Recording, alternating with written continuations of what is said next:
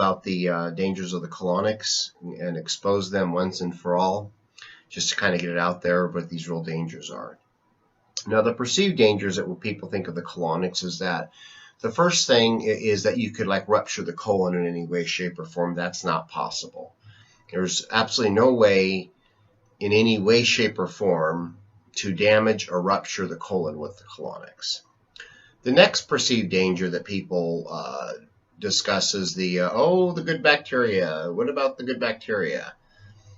Well, the reality is, if you look at the historical lineages of colon cleanses, there's nothing with the protocol that involves putting good bacteria back in. Most people that come through here, just about everybody, has a huge deficit of good bacteria and overabundance of bad bacteria and candida. And the reality is as far as the pounds of rotting shit that comes out of the colon would far outweigh any microdot of good bacteria. Some places give you like a little pill afterwards, and if they do, it's out of their scope of practice. They can sell you probiotics, but they can't sit there and administer. It's considered practicing medicine. It's not in their scope of practice. And what's in that capsule is, again, not even a grain of sand on a beach. Plus, when you take probiotics orally, when you're up like moving around, the stomach produces acid, and so none of it actually makes it. None of the good bacteria makes it to the colon. The biggest dangers of the good bacteria is antibiotics. And after an antibiotic regimen, antibiotics just bulldoze good and bad bacteria. It doesn't decipher between a friendly bacteria and a bad bacteria. It just whitewashes the pre and the probiotics in the system big time. The best time to do a probiotic regimen would be after an antibiotic regimen. And antibiotics far, far, far, far outweigh taking the good bacteria out of the colon than the colonics do. And the colon cleansing has been around since like the beginning of time. And back in the old days, they would hollow out a small piece of a branch and stick it in their bum and bend over in the river and let the current of the river flush them out. And that sweeping throughout all the historical lineages of colonics, there's absolutely nothing. There's not an iota of anything about any ramifications because they strip the good bacteria from colon cleansing. It's just not possible. The other big culprit on the good bacteria would be the food supply. Our meat supply is packed full of antibiotics, and our cows and beef and stuff is raised in such toxic environments, they just pump them full of antibiotics. And the same thing with the shrimps that are grown in these shrimp farms, are like grown in these massive sewage swamps, and again, just pounded full of antibiotics. So the meat supply, the chicken, the beef, the pork, the shrimp, is so full of antibiotics. Where the good bacteria has been bulldozed is basically the entire food industry. Everything's been hydrogenated. I mean, not hydrogenated, but homogenized and pasteurized. So they've completely whitewashed any of the good bacteria as far as foods that would help develop good bacteria. And so the big culprits on, stripping the good bacteria is the antibiotics and the food supply. And the other thing about bacteria is good bacteria can't thrive in the energy of resentment. And bad bacteria, candida loves resentment. And when a person feels resentment, it gives the candida the perfect pH to really multiply and develop big time. And so that's the other thing that bulldozes the good bacteria is resentment. So we have resentment, the food industry, and the antibiotics. But not with the colonics. Not with purified water, where you just fill them with water and pushing it out a handful of times.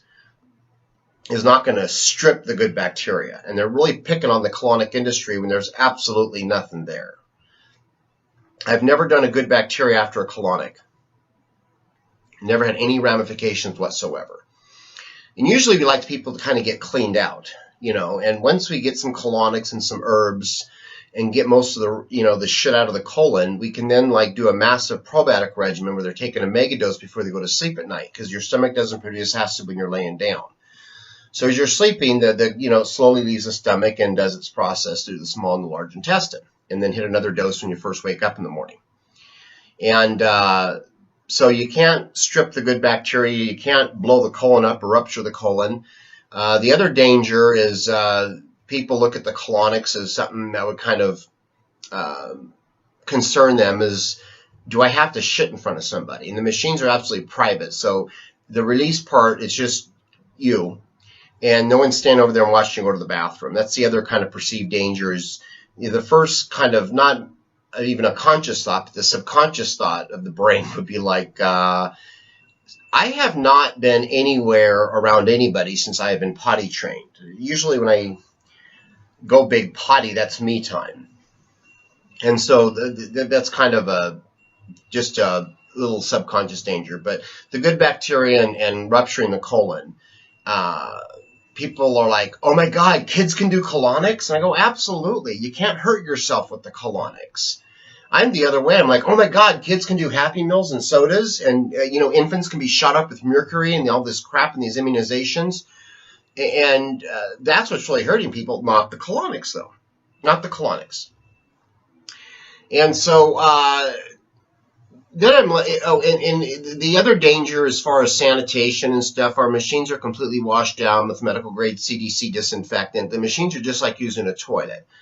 And so the actual basin part that you're like sitting on doesn't get like shit all over it. That happens all inside the basin, which is also sanitized out each time.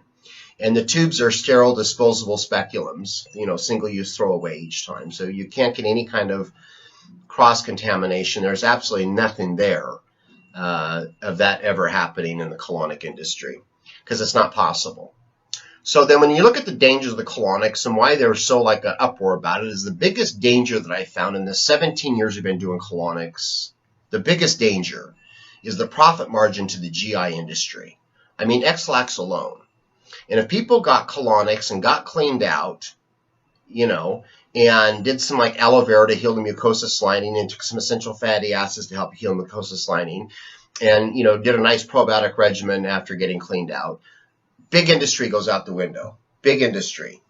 So I hope this helps kind of demystify some of the stuff about colonics. You can't hurt yourself on the colonic machine.